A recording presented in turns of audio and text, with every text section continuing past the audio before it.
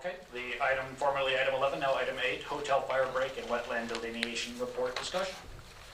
Tonight we're going to look at the wetland delineation report undertaken by geoengineers that was completed for the City of Ocean Shores on the 15th of January in 2020. You should have the majority of that report in your packet. All of it is available online under FilePro, and the only reason I didn't include all of the indexes is it would have been another 60 pages of just notes that probably wouldn't have added much to your council packet.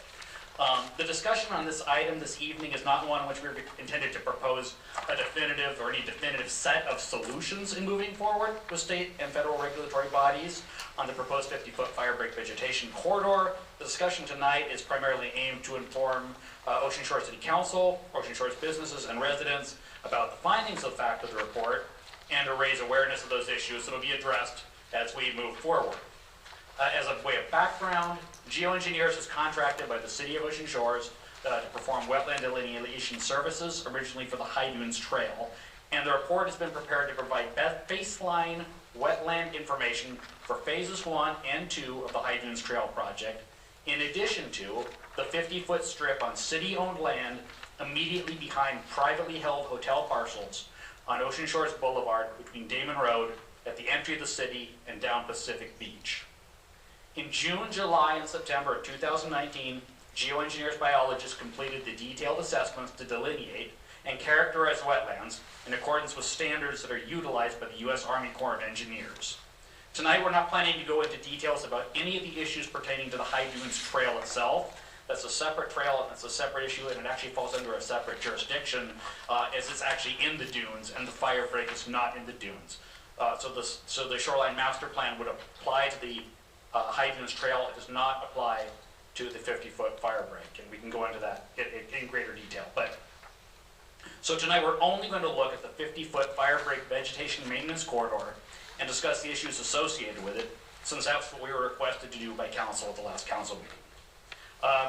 The issue originally of the 50-foot firebreak vegetation corridor was discussed at City Council by Ocean Shores Fire Chief Mike Tyree in his presentation titled Ocean Shores Fire Department Risk Evaluation on April 22nd. In the presentation, he identified several risks to the City of Ocean Shores, especially the highly densible, flammable myrtle wax, and he discussed the possibility of a 50-foot firebreak behind the hotels. Before I continue with my presentation, I'd like to ask Mike if there's anything in addition he wants to say from the fire department's perspective as we move forward. Thanks, Scott. Basically, what we're after is protection of life and property is the biggest thing we're after. And as it is right now, we are unable to get behind some of these hotels and some of the condos that are up on the north end. So the whole plan and idea is to break a 50-foot area on the backside to help protect. The wax myrtle is our biggest problem. The dune grass, yes, it's very flammable, but the wax myrtle is it's much more flammable than the grass, and that's our biggest concern with the bigger flame lengths. All right, and I know as we go forward, you are also going to look into, or you're going to plan on looking into areas that other jurisdictions have used for fire break suppression, but we can bring that to the topic later. A little bit more about the corridor. The corridor itself is located outside the limits of the jurisdiction of the City of Ocean Shores Master Plan, which I mentioned. Vegetation clearing associated with fire suppression would have to comply, however, with the Critical Areas Ordinance, which is Section 19 of the City of Ocean Shores Municipal Code. And I don't know if, Nick, you want to discuss issues that are related to the jurisdictions over wetlands and the buffer by various state and federal agencies as they pertain to the Critical Areas Ordinance in Chapter 19.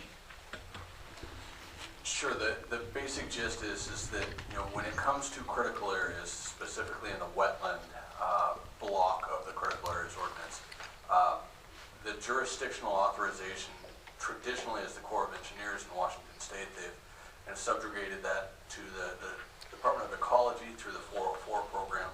And so that's likely who we'll be working with in the event that we facilitate any wetland destruction. But the other element that is also important to know is that when it comes to wetland destruction, we also have to be mindful of wetland buffers.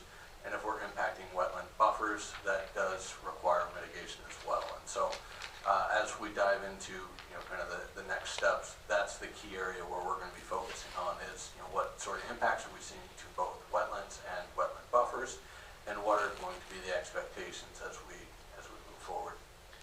Thank you, Nick.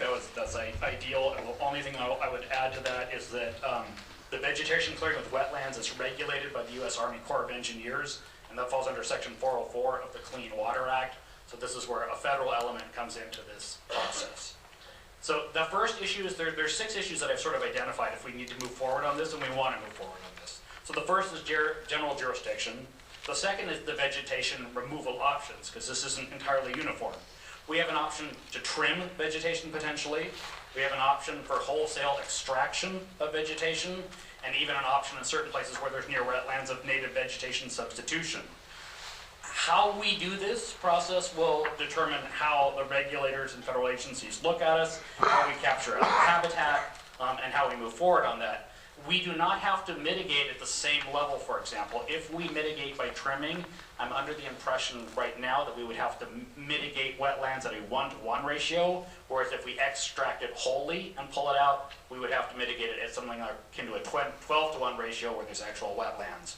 So that makes a big difference. And that goes to item 3 that focuses, which is the cost associated with any mitigation plans and the use of wetland mitigation credits potentially, and the purchasing and/or purchasing of credits to clear and grade this issue. So that's item 3. Item 4 is the public works costs, not so much the permitting and planning costs, but the public works associated with cutting, extraction of the fire break maintenance.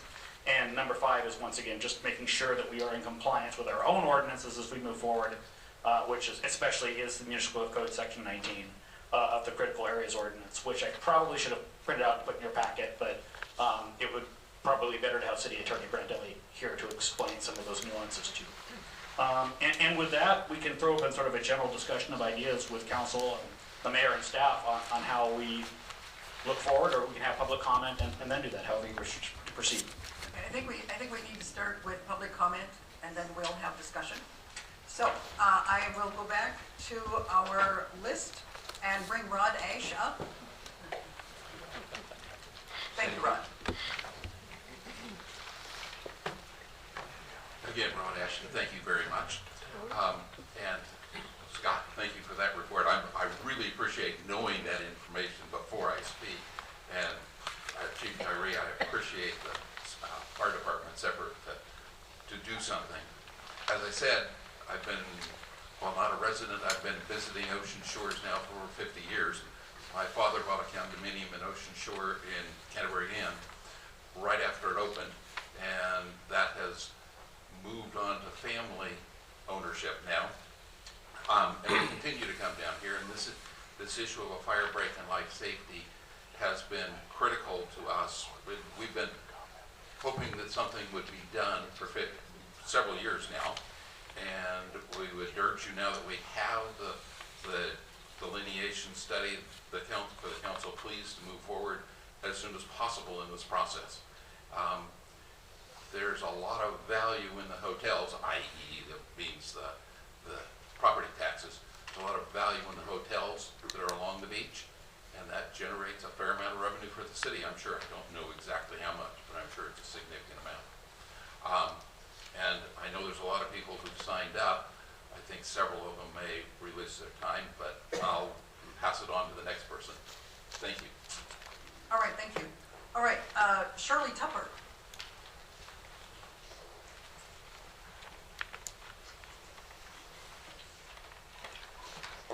Hi, I'm Shirley Tupper. I live in Seattle, Washington. My address is 5725 Southwest Spokane Street. And my family has owned here in Ocean Shores at the Canterbury Inn for over 50 years. And we've been coming down and watched the vegetation widen the space between us and the ocean, and also dramatically raise the height of the vegetation, which has blocked off the view from both the first and the second floor of the Canterbury Inn. But my real concern is the fire hazard and the potential risk of life and property.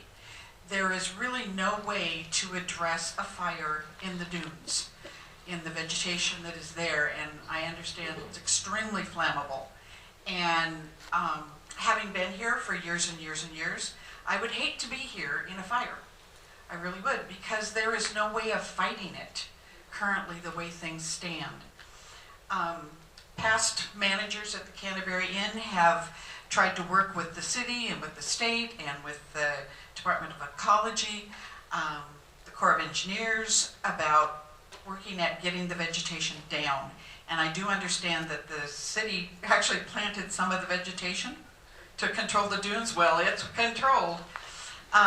So the hazard has continued to grow, even though we've been trying for years to address it. And we would really encourage you strongly to please address it now. Don't wait another 5 years or 10 years. Try and get it on the map in the next year so that we can actually have a safe place for people to bring their families and to enjoy the great facilities we have and the town and the shops, and people move here. I would just encourage you to move quickly, because it just keeps growing, and it's not going to get less costly to address it later. It's only going to become more costly the longer you wait to address it. Okay? That's it. Thank you. All right, thank you. Betty Marcellinus. I probably massacred that name. I have no comment. No comment. All right, thank you. Carrie Tupper. No comment, thank you. All right, thank you. Dick Marcellinus. No comment. All right, thank you.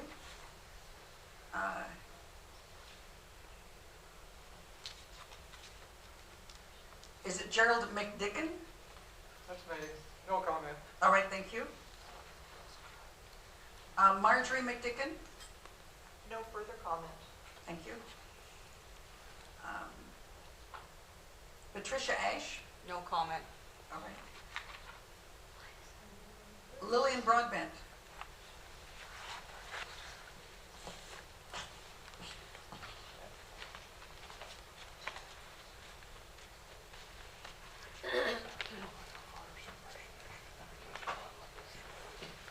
Lillian Broadbent, longtime homeowner here, almost as long as 50 years, only 40 actually. But I just wanted to clarify one thing. We are talking only about the Firebreak. Here. We are not talking about extended removal of vegetation in the dunes. I hope that's what we're talking about. I can totally support the Firebreak as long as we do it in full recognition of and full working with ecology and the Corps as needed for the wetlands. It would appear to me, I've looked at a couple of these wetland maps, and it would appear to me that it would probably be advantageous if we delineated the 200 feet. Wetlands don't have, their habit is not to stop right on the arbitrary line we draw. And there are regulations about setbacks and protected areas for that. And so it would seem that in a couple areas it would make sense to delineate a little further back. But that can be negotiated with ecology and the Corps, as long as we go in with an attitude of cooperation and a firm commitment to no net loss. I'm confident we can do that. I'm not in favor of making this our highest priority in town, but certainly we have the information, and moving forward with this makes some sense. Thank you. And congratulations on the High Dune Trail. It looks good. All right, thank you. Marlene Penry?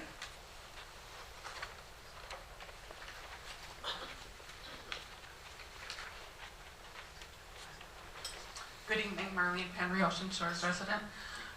Thank you. We finally have this. How many years have we waited for this? I'm thrilled that we finally have a wetland delineation in front of us. I have often been up here to say, let's take the right steps, let's take the right steps, let's take the right steps. We've taken the right first step, so thank you very much. Sort of echoing what Lillian said, going forward, it's all the rules of ecology and the Corps.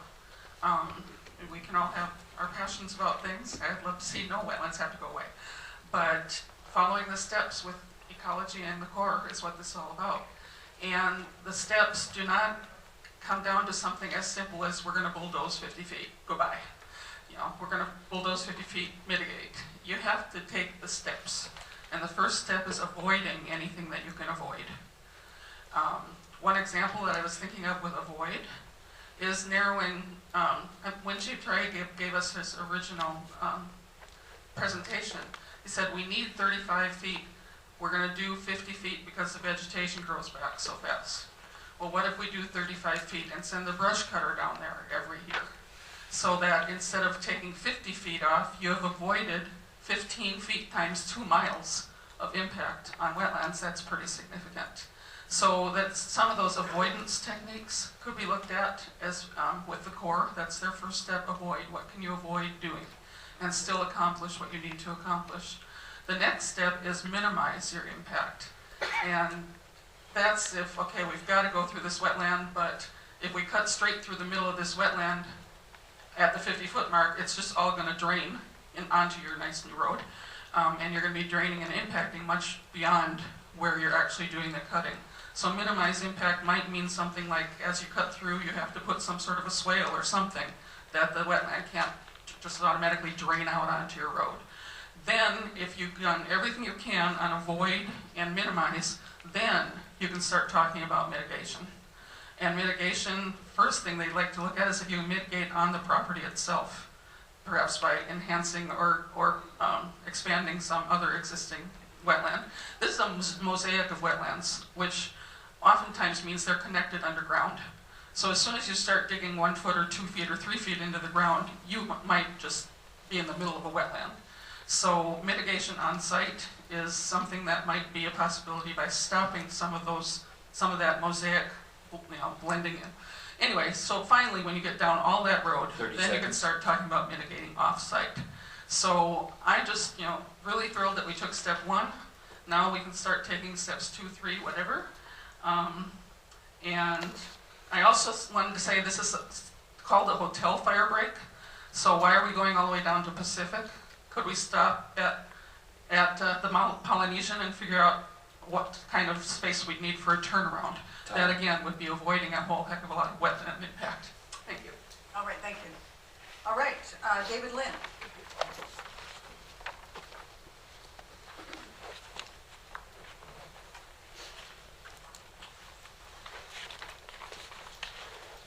Good evening, Mayor, council members. David Lynn, Ocean Shores resident. And I guess I would like to echo everything Lillian and Marlene said. I think we're all in accord there. So I guess all that I really have to offer is just to emphasize how ecologically important wetlands are. In this country, we've lost over 90% of our wetlands. They do a valuable service in helping to clean the waters, to avoid pollutants from running directly into the oceans and lakes and canals. So that they are very important, and we should only do the minimum amount of effort of work that's needed to deal with the fire break. If 35 feet is acceptable with the fire department and we routinely trim it back, then to me that seems like a better solution. So the focus, I think, should be on the minimum amount of work, the minimum amount of destruction that needs to happen in order to do the fire break and maintain to the greatest extent possible these valuable wetlands and not let them be lost for future generations. And I think that's all I've got. All right, thank you. Okay, that ends, now, is there anyone else who would like to speak? Yes, I see a hand in the, oh, sorry. Shannon Rubin, I forgot you're the next one.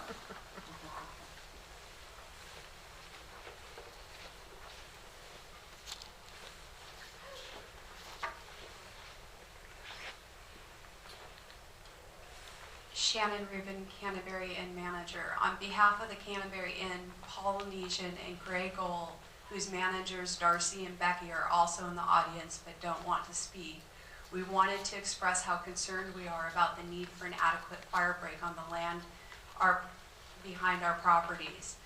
Within Scott's report, he stated, this is city-owned land. As managers, we are concerned on a daily basis not only about our lives, the lives contained within our properties, but also the properties themselves. Our hotels help start Ocean Shores. We have been in business contributing to Ocean Shores' economy for over 50 years. We ask that you stop playing Russian roulette with fire. It is just a matter of time before there is a dune fire. Just last week, the fire department, I was told, when responding to one fire, didn't get to it quickly because they were putting out a total of 5 that night. Those fires could spread to something much more. As managers, we feel our lives, our staff's lives, and our guests' lives should expedite you doing this quickly and immediately. I think that my family listening in Arkansas would agree that my life, my co-manager's life, and our guests' lives would trump a wetland behind my property. All right, thank you. Someone else? Yes.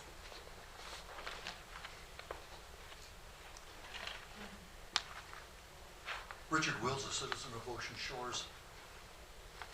I want to commend the city for the action that we are in the process of taking. The city recognized clear back in 2013 when the fire department did the original fire study that we've needed this Firebreak trail. Ray Charles could see and recognize the importance of this trail. So the fact that we're moving forward on it, yay on you, the city council and the mayor and the city administration. I think that we lose track of all of the bureaucratic steps that have to take place before we can start up the engine on the bulldozer. And the city is going through that process, and all I can say is great job. I just would not try to tell Mike or Nick or the Corps of Engineers or the Department of Ecology how to do their job. They're experts at that. And all of the rest of us sit here and we have our opinions, but they're experts. And so I'm quite pleased to let the experts carry forward doing the mission that the city has put in motion to have happen. And I look forward to that very important Firebreak being bulldozed.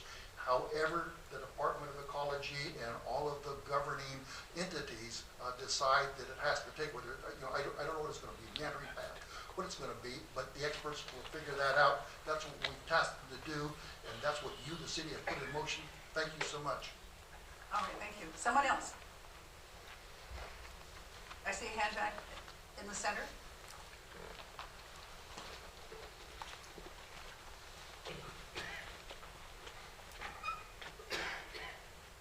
Jan Hyatt, resident. Thank you, Mayor and Council. I realize that we have people that feel that the wetlands are more important, but as the city knows and realizes, the hotels and the places along the coastline there have been of great value to this city. And the hoteliers are doing a great job in representing the city of Ocean Shores, bringing in tourists. Many of those tourists come back, and I think if you took a survey, a few of them probably bought here. Doing a 50-foot wide fire trail there, or fire protection, doesn't seem like much with the wind that we have blowing. We know how far the flames will go when there's wind blowing out there, which is pretty much every day.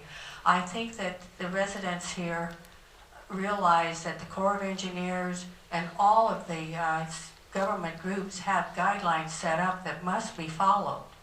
I am sure the city will follow them, but I also hope that the city will advance this, proceed ahead with it, and protect our community from future fires, which will happen. There's no question. Thank you. All right, thank you. Someone else? Okay, all right, we'll come back to council discussion. Council?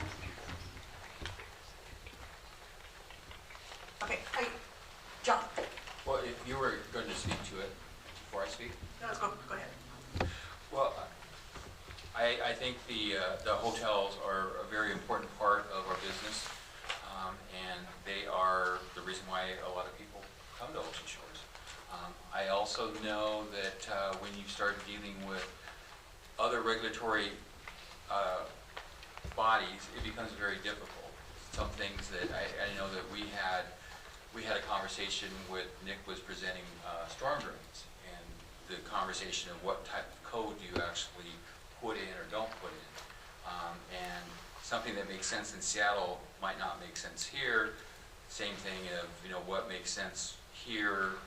I mean, there's just a lot of things, and one of the things that which I don't know is, you know, if we've had the conversation with the Department of Ecology, if we've had I mean, basically what they have and what is the barrier. And then as anything, that there's always, a state agency might tell you something, but there are ways that you can address it, and it may be with political force.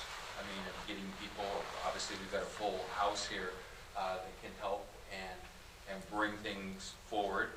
I think we have a strong legislative body, and one of them happens to be a firefighter, our state senator, that probably has good knowledge and can talk to Mike Tyree about that. And I think that what I hope coming out of here, obviously phone calls will be made, that we can put together a meeting with the hotels, the affected group, and I'm sure there's some solutions that they may come forward. But I know that this is going to be a complicated thing for us to get through, but Scott, I really appreciate the time that you spent putting it together, because at least I got a lot of notes of, I can check the box of what we need to work on. But I'm hoping that this is just a start, and I really would like to see something happen, but I know, like anything in government, there's some challenges to get there. All right, thank you. Catherine? So I'm wondering about, now that we have the mitigation plan, or excuse me, the delineation, how we move forward. Can we get grants? Are there grants available from FEMA? Are there grants available from other fire safety groups? What are our next steps? And most of all, when do we start this? Because I think we've got summer coming up. We've had, well, maybe fortunate, we've had a lot of rain, so it's kind of wet, but that's not going to last forever. All right, thank you. And if this addressed to me, no, first of all, thank you for the question. I wanted to say two things really briefly, if I may. First, that was an excellent example of why you have public comment. I think that's the best public comment I've heard since I've been in the city administrator of Shores, because we heard very passionate arguments from both sides that are both very valid in their own rights. Obviously, the safety of lives and residents and guests of Ocean Shores is paramount, but we have to make sure we do this right and correctly as we move forward. And that just really demonstrated itself. And the other comments that I wish I'd been able to make them as succinctly as Marlene had on the sort of avoidance techniques, minimizing and mitigation, these are all issues that we also have to look at going forward. I have some broad range categories that I've sort of sketched out as to things that we might look at as we start moving this process forward. But this is broad, these are just like my own notes, they don't represent sort of the city. So one is fire ordinances and things that other fire departments have done to move this process forward where there's wetlands and wetland buffer. And that's something I'll be asking Chief Tyree to look into. The other is working with our state legislative bodies and the office of the governor. And that's something that, since we have a legislative liaison department of the council, we may wish to look into that, contacting our elected officials and seeing, is there a way to bypass a lot of this where we can get the most? The other is with state regulators, and I'll let Nick take the lead in speaking about the state regulations issues, Department of Ecology and the Corps. The other is there something that the hotels can do as a business community to advocate, and where I won't say the word lobby, but to advocate on behalf of getting this done with various state agencies if they begin to put up roadblocks in our way, or that it can at least encourage that process to move more quickly. And then the fifth is, are there any things along the lines of FEMA, or if we're, say, and this is just me speaking, in July, we still haven't been able to make progress. Are there any emergency measures that we can take in the short run to at least clear land that's not wetland and wetland buffer along those lines? So there's a number of ways we can move forward on this, which is why I'd like to have, this is why I think this is an ideal discussion. I think it was great public comment, and it's great the council gets involved, because it's the only way you see all of the intricacies and nuances.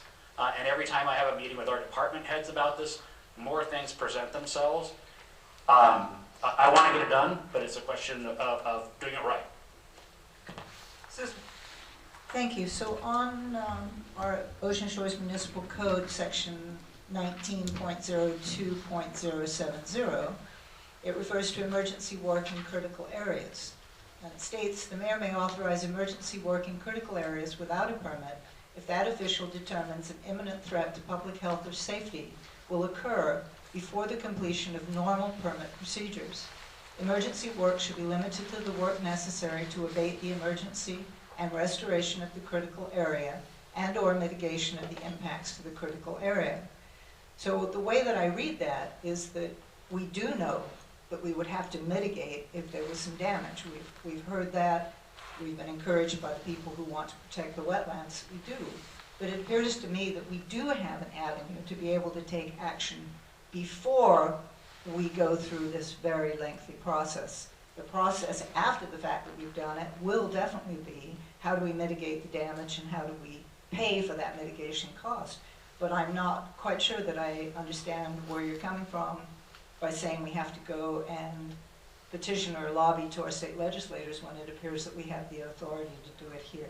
All right, thank you. I don't know that we will address that right now. An emergency is very specific, and we have to deal with that and be correct. So we'll talk about that as we go along. Someone else? Yes. Yeah, I guess I just have a little more specific, in moving forward and whether it's an emergency or anything like that. When I look at this, it looks like close to, 70 to 80% of that buffer is going to be wetland or wetland buffers. So we have an issue there. And is there, if it's a one-to-one mitigation, if all we're doing is going and mowing that, basically taking it down to 4 to 6 inches, and how much, an aside thing is, I think it would be a benefit to maybe have a subcommittee of the hotels and the people that this is impacting, because more voices, especially when they have an economic voice, can be a lot louder also. But, what would that take if we're mowing it?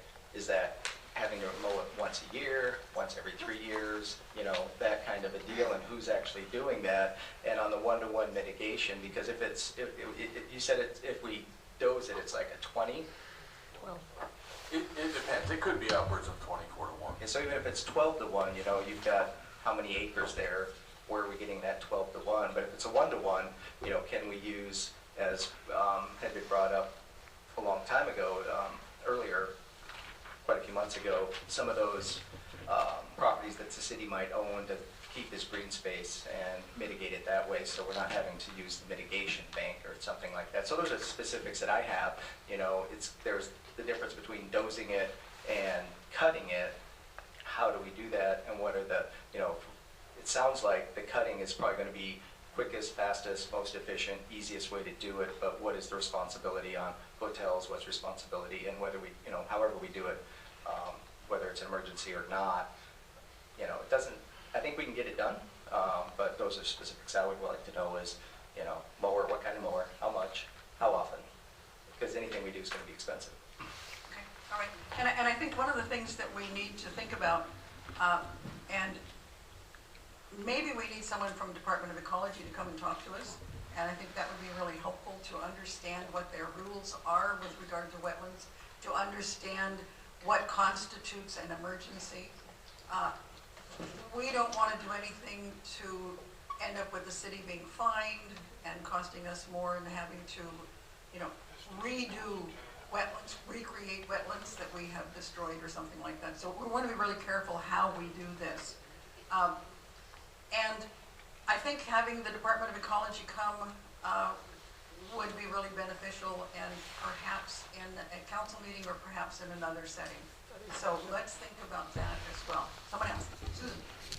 So at this point, am I to understand that no one's had a conversation with Department of Ecology or the Army Corps? We haven't done that yet? No, I have contacted them, and I hope that we'll be able to bring someone out to discuss with us internally, but also it seems that it would be useful to discuss publicly so that, they know all the wherefores and whereases. I apologize. I thought perhaps those conversations had already taken place. I followed up on a letter that came from one of the hotels. One of the people had actually talked to the Army Corps and they'd actually spoken, I think, to EPA. And I followed up this morning and got quite a lot of information just on the phone about how we would minimize and mitigate. And there was quite a conversation about whether or not we actually disturbed the root ball as we went out there. So I thought that was very interesting. And they are very willing to come, as they said, that there is a lot going on. Also spoke to some people in Klickitat County, and what they're doing out there. Unfortunately, the person who wrote the letter thought that the fire department in Klickitat County can now override. They cannot override, but they ask the fire department to authorize so that you have a position that you start with. And I'm a little concerned about the 35 feet that I hear, because in the report that Chief Tyree gave in April 22, 2019, specifically states 50. Coming from California, I would rather have 100. I know how the fires work down there. But I think that we do, if we're going to have a conversation with these people coming in, I absolutely agree with that. But I'm concerned with what I'm hearing, that somehow the hotels have to be responsible. This is city land. We should be the ones that are responsible. They've done a tremendous amount of work by reminding us that we need to get this done for many years. I think, Susan, we're not at a point of even knowing what exactly we're going to be able to do. So I don't know who's responsible for what yet. And I think that's something we're going to have to decide as we go along, as we learn more and as we get some real plans in place. There are a number, as Eric said, there are a number of ways that we can do this. And the mitigation required is different for each of those different ways. And it may depend on the category of wetland. And I mean, there's just all sorts of issues. So we need to work on those to understand those better and bring that map out and really work with ecology on understanding what each of those wetlands is. And I suspect that we'll have to bring someone in to help us to do that. So we have a lot of work ahead of us, and I think that we can do that, and all of us working together. I think when I talked to Rod this afternoon, he talked about a partnership with the hotels, and I think that would be really wonderful, to where we're working with them to do what they need done. And we're not sort of making decisions in a vacuum, but we're talking to them and saying, okay, here are the options. What is it you want to do with your property, and how are we going to accomplish this?